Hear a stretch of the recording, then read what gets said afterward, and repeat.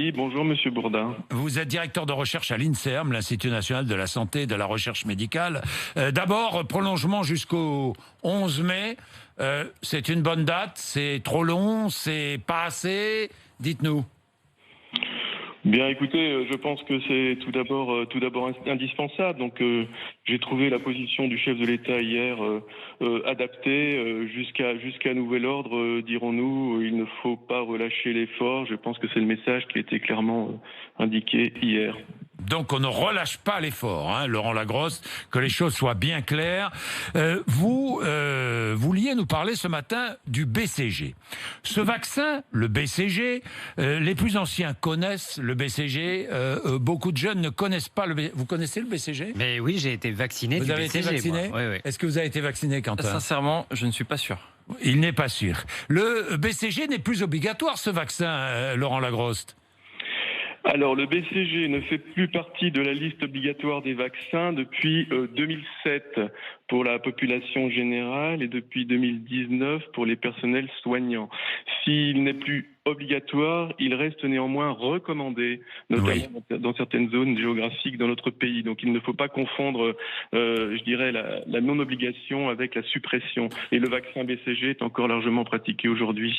Voilà, le BCG est un vaccin utilisé pour protéger contre la tuberculose. Il a vu le jour en 1921, le bacille Calmette-Guérin, sous l'impulsion de scientifiques de l'Institut Pasteur, justement, de l'Institut Pasteur. Alors vous, à l'INSERM, vous dites, si ce vaccin BCG contre la tuberculose pouvait peut-être neutraliser le coronavirus. Au moins trois études sont en cours, Laurent Lagrosse. Oui, à ma connaissance, 4 et même 5 en Australie, en Allemagne, aux Pays-Bas et en France à l'Institut Pasteur de Lille en collaboration avec nos collègues en Espagne. Effectivement, c'est un vaccin qui a des propriétés très particulières et qui vont au-delà de la lutte contre la maladie tuberculose, puisque c'est un vaccin qui a la capacité à entraîner notre système immunitaire inné, à entraîner nos cellules qui sont à capacité de mémoriser je dirais une capacité d'action qui pourrait se révéler tout à fait essentielle dans la lutte contre la Covid-19 et en particulier dans la prévention des formes inflammatoires sévères. Et vous savez que les formes sévères de la maladie reposent avant tout sur la réponse inflammatoire de l'hôte, c'est-à-dire notre réponse inflammatoire qui, dans les formes critiques de la maladie, peut être incontrôlée, exacerbée, bousculée. Voilà, Laurent Lagrosse. Comprenons bien, ce vaccin permettrait, j'emploie le conditionnel évidemment, d'entraîner notre système immunitaire pour combattre toute forme d'agression. C'est un peu comme si je pouvais faire une comparaison, c'est un peu comme un exercice militaire en temps de paix, qui sera utile pour combattre en temps de guerre. C'est parfaitement dit, Monsieur Bourdin. C'est tout à fait ça. C'est tout à fait ça. C'est-à-dire qu'il y a une réponse inflammatoire forte en cas de contamination.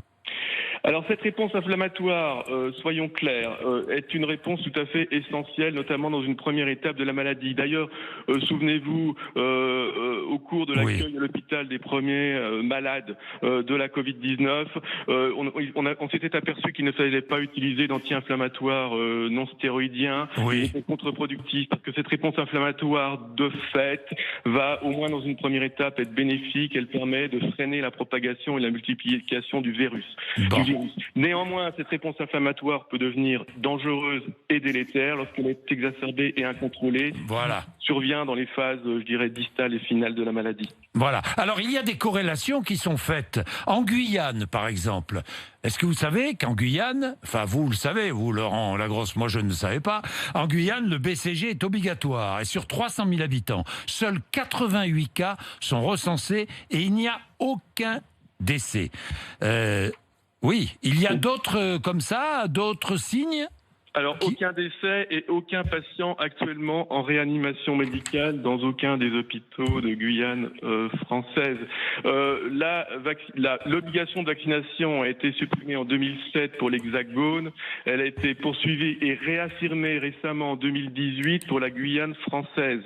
Guyane française qui, par ailleurs, montre une prévalence de la maladie tuberculose au moins 10 fois supérieure à celle de l'Hexagone.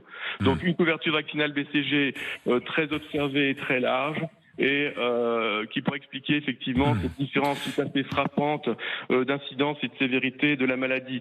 Je prendrai également volontiers, si vous m'y autorisez, l'exemple de l'Allemagne, qui est tout à fait frappant. L'Allemagne a été réunifiée il y a une trentaine d'années.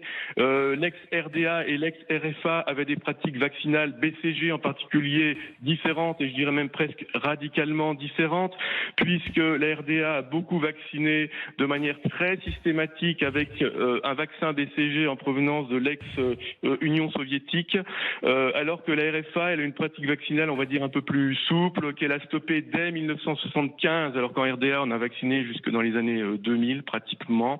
Et quand on regarde aujourd'hui les Länder allemands et qu'on compare les territoires ex-RDA et les territoires ex-RFA, la différence est absolument frappante. Pourtant, nous avons affaire aujourd'hui au même pays, au même régime politique. Oui, il y a beaucoup moins de cas et beaucoup moins de décès dans l'ex-Allemagne de l'Est que dans l'ex-Allemagne de l'Ouest. C'est vrai d'ailleurs, c'est vrai. Donc il y a de très bons signes autour de ce vaccin. Ce vaccin, donc des études sont en cours. Ce vaccin est fabriqué. Le vaccin que l'on utilise en France n'est pas fabriqué en France. Nous ne fabriquons pas de vaccin de BCG.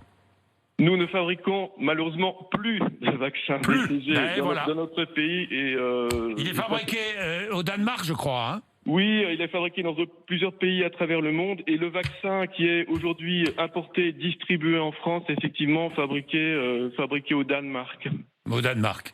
Oui. Merci Laurent Lagrosse. Voilà une piste de recherche extrêmement importante et j'y reviendrai. Et si le BCG permettait de mieux lutter contre le coronavirus? Eh oui, et pourquoi pas? 6h48. De toute façon, sur tous ces essais, nous aurons des résultats sur tous ces essais dans les semaines qui viennent et nous saurons enfin ce qui est bon, ce qui n'est pas bon. Je vais prendre Isabelle qui est dans l'Hérault juste après la pub. On va faire un peu de pub, il est 6h48. On se retrouve.